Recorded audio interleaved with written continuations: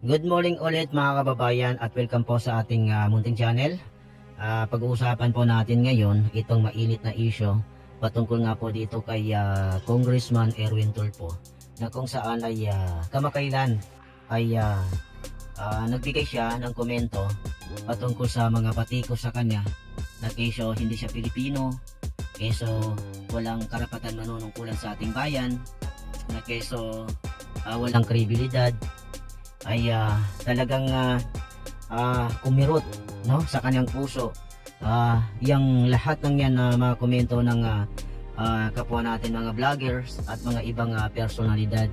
Kung kaya't kahapon ay naglabas ng kanyang saloobin patungkol nga po dito sa kanyang pagkatao at isyong kinakaharap ngayon sa social media maging sa mainstream media.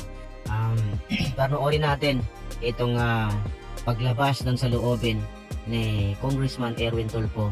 Hindi ko po ipaubaya sa ilang vlogger, hindi ko po ipaubaya sa mga bayarang basher, mga troll, ang desisyon kung kailangan ba magsilbi na isang senador na galing po sa pagtitiinti.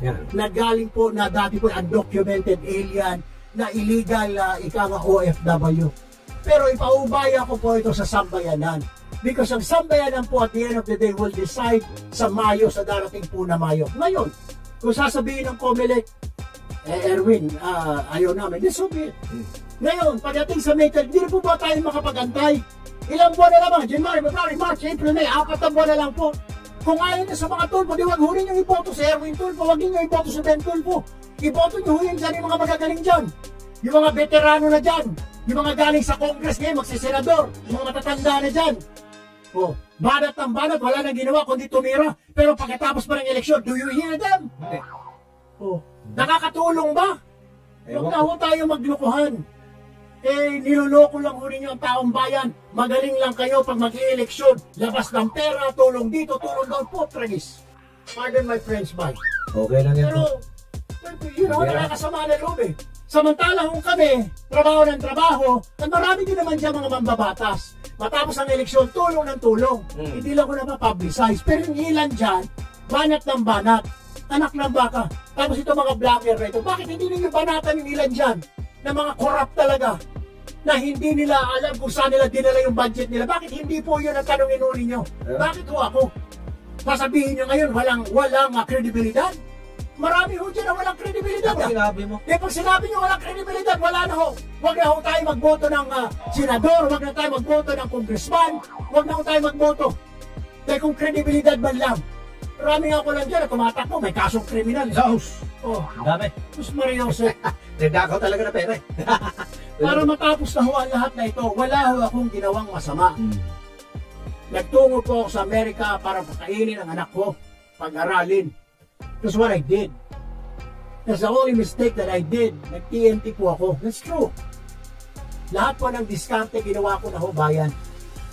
Lahat naman siguro ng ama will do the same thing. To feed his family, to feed his children, to give better education to his family or children. Lahat po siguro na ama. Hindi lang po ako. Kahit po yung mga mayayaman dyan na nagre-reklamo yung mga bata, walang quality time. Because yung ama ninyo, yung mga nagreklamong bata dyan, working hard para mabigyan kayo ng magandang future. Ngayon po, doon sa mga kababayan ho natin, yung mga mahihirap, yung mga rider, tricycle driver, jeepney driver, secure, janitor, saludo po ako sa inyo. Why? Kasi po kayo ang lumalaban sa hamon ng buhay araw-araw. And I salute you. Once upon a time, I was like that. Katulad niyo po ako dati noon. Ang problema lang, noong pangapanahon una yung kahit anong laban mo sa buhay, walang patutunguhan.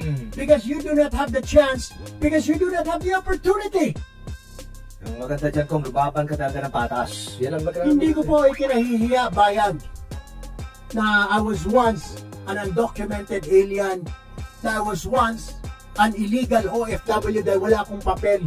Hindi ko po ikinahihiyan, pero hindi ko po pinangangalandakan. Why? Hindi ko po ikinahihiya because yung pinakain ko po sa mga anak ko, hindi ko po ninakaw, hindi ko po in-scam, wala po akong kaso sa Amerika, wala po nagkaso sa akin. Dito wala rin po akong kaso, mga kababayan natin, hindi ko rin po niloko. As a matter of fact, tinutulungan ko pa po. And why is that na ngayon, walang kredibilidad, walang karapatan magsilbi? Why? Isa lang po akong Pilipino, I'm an ordinary guy. Gusto ko lang po makatulong. Gusto lang po namin makatulong. Gusto ko po, kailangan po kapit sa patalim. I have to survive. I have to take care of my 2 kids and my girlfriend, my wife before. That's why pumunta ako. Kung may pera ho ako, I wouldn't have gone. I wouldn't have left. Kahit sino po yan, mga OFW na yan, kung may pera ho yan, alis ba hindi? The point is, may dahilan po kaya umaalis yung tao Lahat ho may dahilan Kung mayaman ho yung mga yan, aalis ba yan? Hindi ho sila aalis. Hindi na masama ba sasabihin, panluloko. Ano panluloko? Yung pinakain ko sa mga anak ko, pinag-aral ko, galing po sa pawis ko. I work hard. I work 12 hours, 16 hours a day for 10 years. And now you tell me na manluloko ako? Na niloloko ko ang taong bayan? Why? Wala po ako niloko. And I am proud to say na yes, nag-TNT po ako, gumawa po ako ng diskarte para mabuhay ko po yung mga anak ko. Hindi lang po ako. There are millions of Filipinos in the US na they started like that. Ang difference lang po namin, sila nagpaiwan na doon, nagkaroon na po sila ng papel. Ako po wala. That's the reason, ganun lang ko kasimple yun.